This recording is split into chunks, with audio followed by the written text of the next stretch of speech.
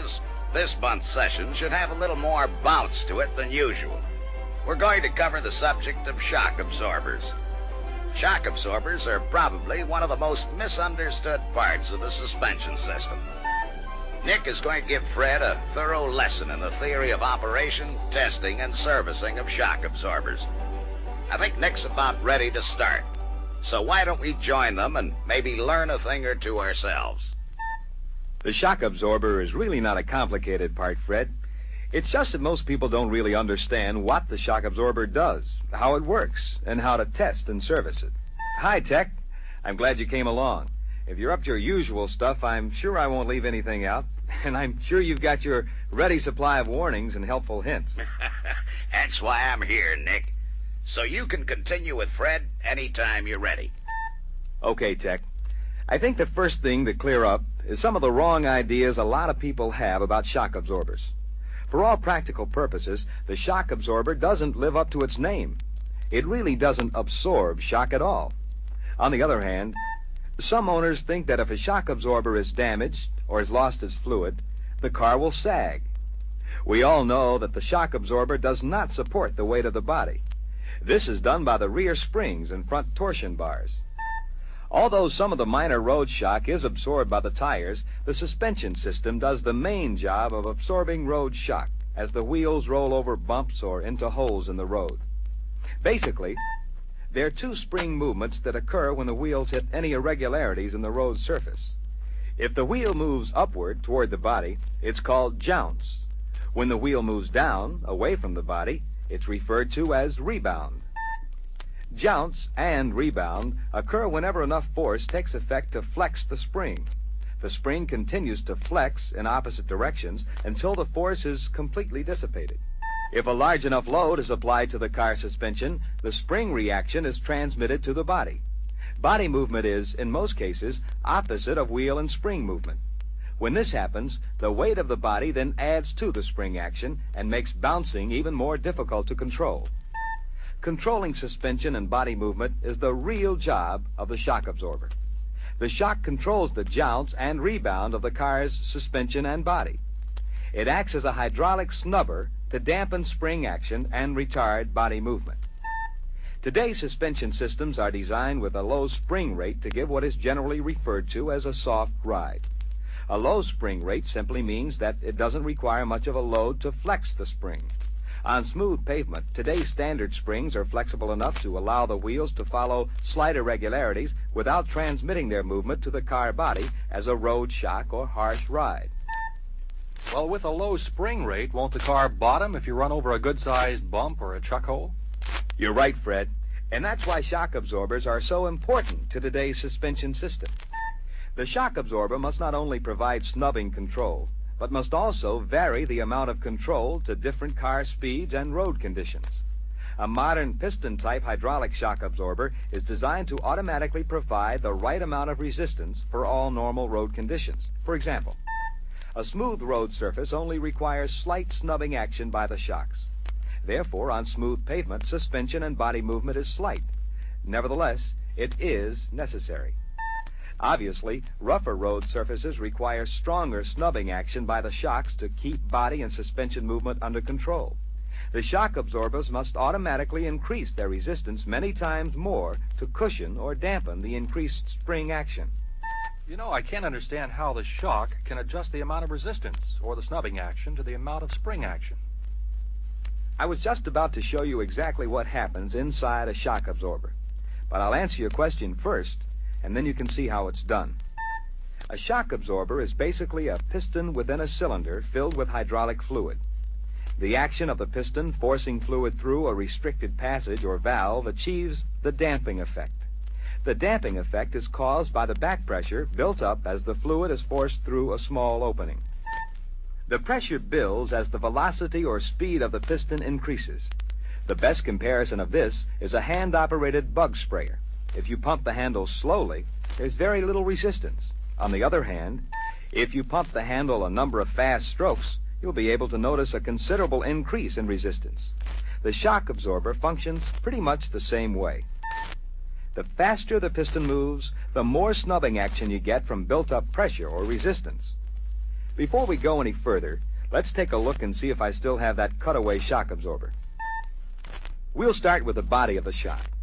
The body of this type of shock absorber usually consists of 3 concentric steel tubes. The innermost is the pressure tube where the actual snubbing action is performed. Incidentally, the inside diameter of the pressure tube is the same as the size designation of the shock. The second one is the reservoir tube, which holds a supply of fluid, and the outer one is a shield to protect the extended piston rod. In some cases where the piston rod extends into a protective housing, a shield is not attached to the shock. This usually occurs on front suspension systems rather than rear. At the bottom of the shock is a ring or mounting eye welded to the reservoir tube for connecting the shock to the rear spring clamp or lower control arm on the front. The top of the shock can have either a mounting eye or a threaded stud. Internally, of course, there's the piston rod and piston. Piston movement is what forces the fluid through the valves to produce the snubbing or damping action. There's an oil seal above the rod guide at the top of the shock. The rod guide prevents leakage from the pressure tube and maintains pressure within it. The inside of the seal has 3 wiping edges, which prevent loss of fluid as the rod is extended. Between the wipers are spaces that hold enough fluid to keep the rod lubricated. On the compression stroke, the seal pumps the fluid from between the wipers into the pressure tubes. When a shock is leaking fluid, does it mean that the seal is worn out and should be replaced? A certain amount of seepage is not abnormal, Fred, but it doesn't automatically mean that the shock should be replaced. I'll explain that in more detail later. Right now, let's take a look at what actually causes the snubbing action. There's a valve at the bottom of the pressure tube, which is generally referred to as the base valve. This valve provides about 90% of the control in a JOUNCE condition. Valving within the piston provides the remainder of the control. The base valve provides both high and low velocity JOUNCE control. The base valve varies the amount of control through back pressure alone. The faster the piston travels, the more control you have. If you remember the bug sprayer, you know what I mean. On rebound strokes, it's a little different story. If the fluid flow from the reservoir through the base valve is great enough, the disc lifts to provide a larger orifice. So, at high or low velocity, the base valve doesn't offer any rebound control. Rebound control is accomplished through valving within the piston. However, there are 2 phases of resistance. Low velocity resistance is provided through orifices much the same as the base valve. As the piston velocity increases, a blow-off valve disc is deflected for additional fluid flow through the piston. This prevents the rebound action of the body from becoming too harsh or stiff. If more resistance is needed to dampen high-velocity motion, why is the blow-off disc used to provide a larger opening? Wouldn't that decrease the resistance? Now, that proves you're paying attention, Fred. I'd better explain that. The pressure does increase naturally as the velocity increases. However, on high-velocity JOUNCE or rebound strokes, the resistance would be so great that the harshness of the ride would be uncomfortable. If a larger orifice were provided for high-velocity shock action, the shock action would be too soft or mushy at low-velocity operation. So, by controlled blow-off, adequate control and comfort are achieved at all times. I think that by now Fred is pretty well convinced that the shock absorber is pretty important to the car's ride. I think he will agree that today's shock absorbers are designed to handle a job. Most people don't realize this and are too quick to blame the shocks when the car's ride is not what they think it should be. We'll discuss some common service problems right after someone turns the record. First of all, let's talk about the type of shock absorber problems you're apt to run into. The most common conditions are that shocks are either weak, noisy, or leaking. Virtually all of today's cars are designed to give a soft ride. First of all, because most owners prefer this type of ride, and secondly, improved road conditions allow it. However, if the owner complains of frequent bottoming, the problem may be in the suspension and not the fault of the shocks. Be sure and check the front suspension height. After about 5,000 miles, when new car stiffness and friction have been worked out, the ride of a new car may become noticeably softer. The rate of weak shock complaints is also likely to increase in the springtime, when warmer weather decreases fluid viscosity. Springtime is when you may notice what seems to be abnormal seeping of shock fluid. That doesn't mean that you won't get seepage at any other time, but here's why it's common at that time of the year. A certain amount of fluid seepage is necessary for lubrication, but in winter, the seal gets a little stiffer, and fluid loss will be greater than usual. Actually, shocks have more fluid than necessary, so a minor loss of fluid won't affect the operation. How about noisy shock absorbers? The shock may make some noise if the car has been sitting for some time, especially in the winter. However, a couple of miles of driving should eliminate the noise. If it doesn't, you should replace the shock. But remember, the shock absorber is innocent until proven guilty. When an owner says that he thinks the shocks are bad and the only reason he can give is the ride and handling of the car, eliminate all of the other possible causes before blaming the shocks. The best place to start is the tires. Make sure they're properly inflated and check the treads for flat spots or uneven wear. Uneven tread wear can be the result of improper inflation, incorrect wheel alignment, or unbalanced wheels. The tread wear and the condition which caused it will both affect the ride and handling. Next, check front suspension height and correct it if necessary so you won't mistake low or uneven suspension for poor shock absorbers when road testing the car. Speaking of road testing, the only sure way to test shock absorbers is by making a thorough ride test. Because the shock absorbers must control a wide range of ride conditions, a complete checkout should cover minimum, intermediate, and maximum control functions.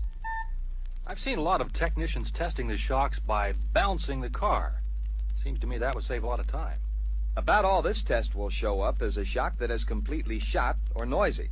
It won't show up a shock that is only partly effective. The reason is the bouncing that you can apply in the shop can only make the shocks work enough to check the least amount of snubbing action. To produce the abrupt suspension and body movements to check the complete controllability of the shock absorber, it's necessary to test drive the car. Of course, a visual inspection is probably the most practical thing to do first. A quick look under the car will show an extremely leaky or damaged shock absorber. Tell me, do you or don't you replace them in pairs? The chances of shock absorbers going bad in pairs are few and far between. Except for leakage or physical damage, a shock will last indefinitely. So don't waste your time by replacing a good old shock with a good new one. How about telling us about that road test, Nick? Okay, Tech. First, pick a route that you can use regularly for all your road tests. Both smooth and rough stretches of pavement are a must to check the wide control range of the shock absorber. If possible, work in a fairly rough railroad crossing. It can be very helpful. Next, test a car that you know has good ride and handling characteristics. By driving the car at different speeds over the test route, you'll know what to expect if you test other cars of the same model. When making a test run, compare the ride with that of your standard car. Shock absorber action over minor bumps such as expansion joints shouldn't be harsh or stiff in comparison. The smooth rolling bumps you may find at bridges, street crossings, or low spots should be controlled equally as well. Driving over a smooth rolling bump is an important test. Good shock absorber action will make the car body level out almost immediately. On the other hand, poor shock absorber action in either the front or rear will cause a pitching motion as you come off the smooth rolling bump. Don't take a series of this type of bump in rapid succession, and don't take them too fast. If a shock is bad, the pitching motion can lift you off your seat. So remember to fasten your seat belt. And don't be alarmed if the car bottoms out over a rolling bump.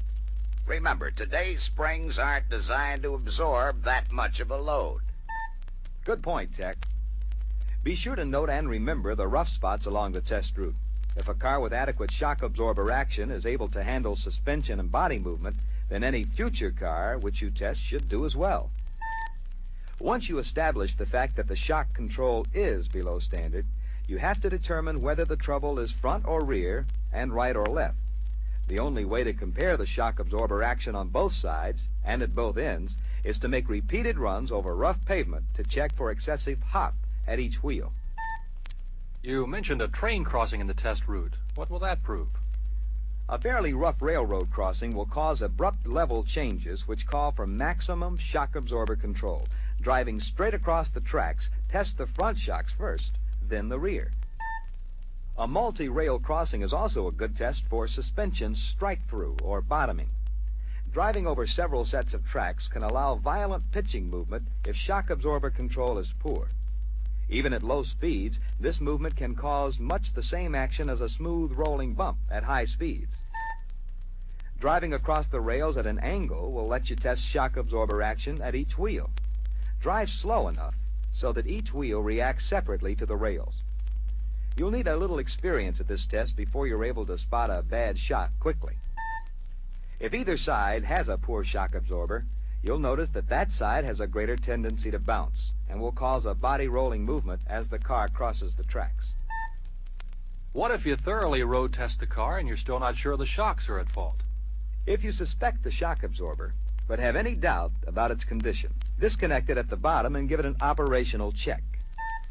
To check a front shock absorber, the suspension and wheels must hang free. The rear shock absorbers can be disconnected and hand-operated with the suspension either loaded or hanging free. As you compress and extend the shock absorber, you should feel a smooth and consistent resistance to movement. Any soft spots in the movement or overall lack of resistance, except near the end of the stroke, is a good indication that a new shock absorber should be installed. When installing new shock absorbers, always purge the pressure tube so that the shock is not installed on the car in an air-rated condition. Air in the pressure tube can make shock action soft, spongy, or spotty. It's also likely to be noisy, and you'll have the owner back with another complaint. It's pretty easy to purge a shock absorber. Here's how it's done. Hold the shock absorber right side up and extend it all the way. Turn the shock absorber over and compress the shock until it's completely collapsed. Extend and compress the unit several times. I'd say at least a half-dozen times. What little, if any, air remains in the fluid will be purged after a short period of operation. Remember, always extend the shock right side up and compress it upside down. And when you're ready to install the shock absorber, always extend it in the upright position, never in a horizontal or inverted position. If you do, you'll aerate the shock all over again. If you remove a shock absorber and plan on reinstalling it, the first thing to do is to invert the shock and compress it. How about installation, Nick? Okay, Tech. First, a little warning. Don't ever throw a shock around or get careless and drop it on the floor. The pressure tube could get damaged or the piston rod bent. There's one thing to remember when installing a new shock absorber or reconnecting one after testing. Always be sure to center the mounting bushing and tighten the mounting nut to the correct torque. It looks to me like that bushing will center itself. I'd better explain. I meant that the bushing must be centered radially in its normal load position. If not, the bushing life can be shortened considerably. Here's why. The rubber bushing in the shock absorber mounting ring must be able to twist equally in either direction from the normal load position to allow movement between the shock absorber and the part it's connected to. This twisting action is known as wind-up. If the bushing mounting nut is tightened when the car is raised off the wheels, the bushing will wind up in one direction when the wheels and suspension return to the normal load position. This wind-up puts a constant strain on the bushing as well as the piston rod and seal, which can shorten service life considerably. Just a couple of final reminders. Be sure you use the correct bushing and never use any kind of lubricant other than water on rubber bushings before or after they are installed. A lubricated bushing may slip and wear out instead of flexing normally. That's going to have to be the end of the session, Fred, so let's hit the road. Thanks a million, Nick. I sure learned a lot today. Well, fellas, that's it for this month's Master Tech session. Before I hit the road, I'll slip in my usual reminder to read your reference book from cover to cover. There are a few things in the reference book that we didn't have time for in the film. See you all next month for an electrifying session on alternators and regulators.